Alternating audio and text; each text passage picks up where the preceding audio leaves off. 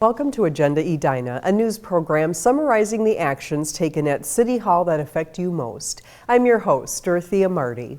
With 2013 quickly winding down, the City Council has identified 6 strategic areas of focus for its work in 2014 and 2015. The Council set strategic priorities as part of its 2-year budgeting process.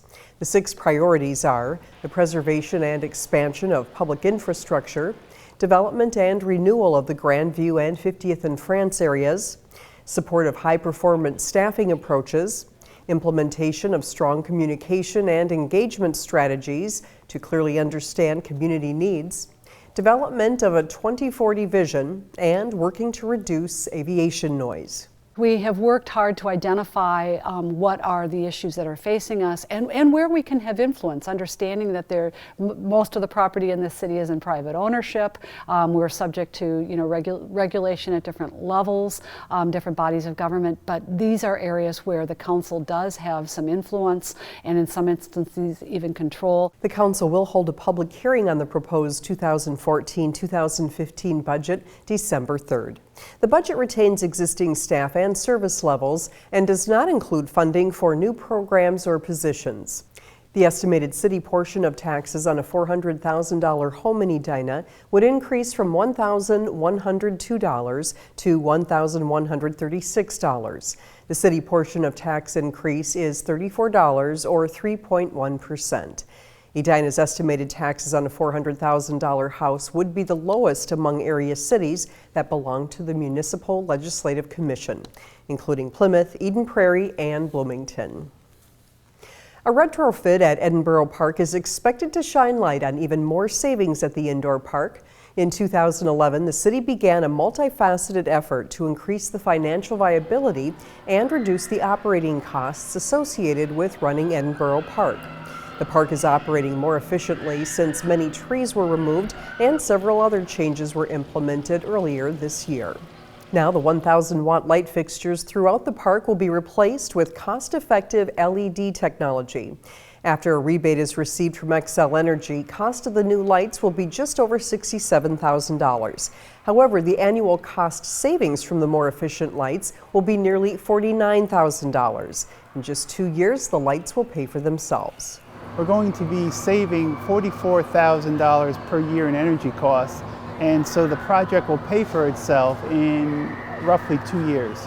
Counting in the $26,000 Xcel rebate that we're anticipating, it actually works out to about 1.5 years. And I think that's a great plus, a win-win for the city, for the people who support this park. The retrofit is scheduled to be complete next month. The new Braemar Golf Dome is up and running after construction was completed last month. The $3.28 million project was paid for with bonds and insurance money received after a fire destroyed the former building in February of 2012. Edina 16's Dietrich Nissen stopped by during the Dome's grand opening weekend to find out what golfers think of the new facility. After a fire destroyed Edina's original golf dome, Mike Berger feared his golfing skills would get worse. When I first heard about it, I thought I'm going to have to find another place to go hit balls during the winter months, and that wasn't easy to do. So I missed it a lot, and it really impacted my golf game. Now, more than 1.5 years later, he says his worries have vanished. I love this place. They did a fabulous job of building it. It's light and airy. It's much different than the old one, so it was worth the wait. I love it. Absolutely love it. It's first rate. First-time visitor John Henry says the dome's design sold him. Well, for me, dead center, the dome there makes a beautiful noise when you hit your ball just right. We've been pining for it. We've been begging for it. We've missed it. Where else are you going to hit balls during the wintertime? And it's terrific, and you can actually go up on the second floor now and not feel you're on, on a crow's nest on a ship at sea with gale force winds.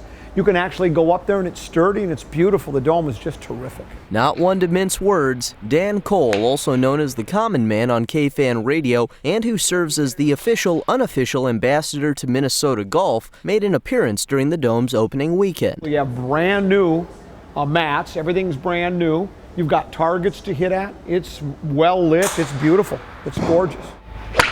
It was interesting. I'd be driving around town, going to a store, and somebody that I didn't even recognize would say, "When are you going to get that dome open?" Braemar Golf Course General Manager Todd Anderson says the 1,900 square foot dome can serve more than 46 golfers at one time. It's wonderful. The dome itself, it's the same structure, but it looks totally different. And for these golfers,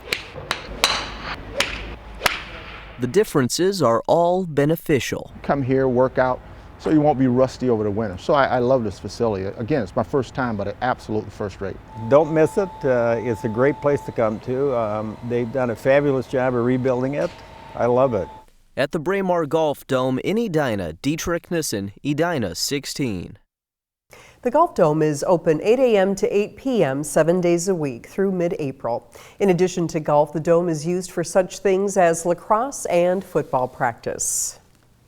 The pathway in the heart of the greater Southdale area near Centennial Lakes Park will be expanded in the coming year. The Edina Promenade is an 80-foot wide greenway that connects the region's various retail, residential, and recreational amenities. The promenade includes pedestrian and bicycle paths and is designed as an extension of Centennial Lakes Park.